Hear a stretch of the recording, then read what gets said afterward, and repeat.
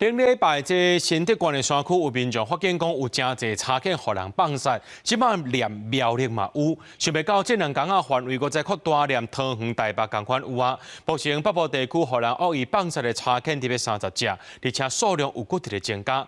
这新竹县的动保所今仔日也针对已经安置的14只柴犬进行身体检查。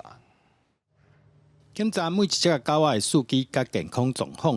2天前，新竹县有民众伫新竹苗栗山区发现几只互人放杀的柴犬，动保所接到通报了后，把狗仔带到所内进行安置。拜一兽医替狗仔进行健康检查，目前除了一只狗仔的脚有灼伤状况，其他拢算健康。目前柴犬进来的状况、外观都还不错。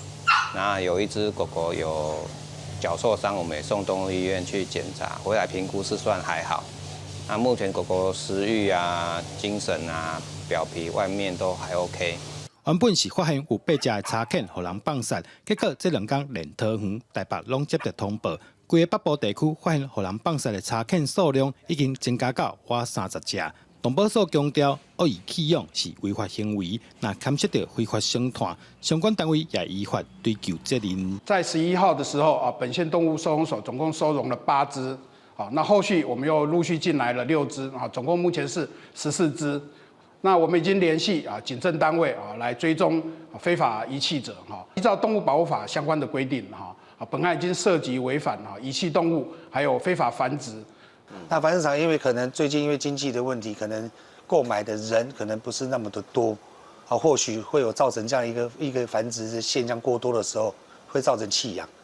那弃养这种行为是非常不对的。新竹县动保所指出，目前无排除是非法探监业者挑故意放杀，已经报警协助处理。动保所讲，一定要把这么恶质的人抓到，若互人放杀的柴犬会成收容，随后by依法办理开放领养，互这个狗仔找到新主人。记者杜君和新竹报道。